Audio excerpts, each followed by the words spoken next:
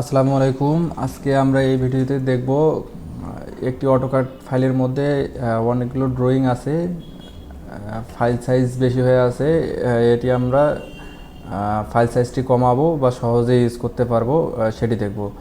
চলুন শুরু করা যাক। আমরা দেখি প্রথমে ফাইল সাইজটি কত আছে। এটা হলো ফাইল নেম। আমরা এখানে যাব,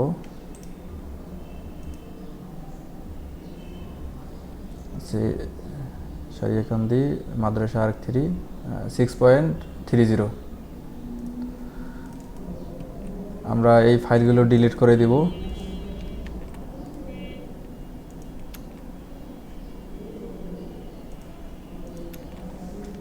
ডিলিট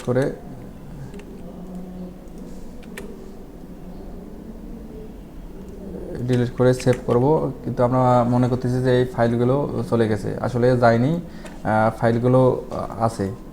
তো এটা একবারে ফাইলটি ফ্রি করার জন্যে আমরা পার্জ দেব। মানে পার্জ হলো PU ইন্টার,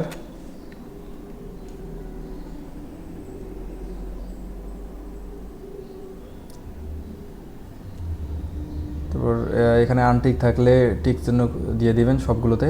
তারপর পার্জ অল চেক আইটেমস, একটু সময় নেবে।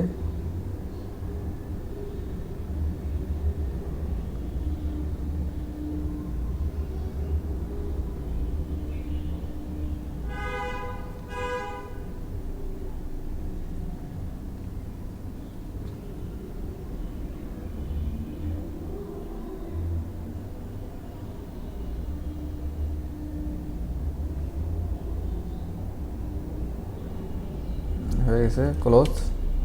এখন আমরা সেভ দিব। এখন দেখি আমরা ফাইলটি কত হয়ে গেছে, 1.96।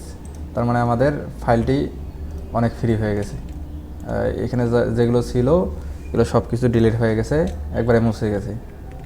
তো এইভাবে আমরা অটোক্যাড ইউজ করতে পারি সহজে।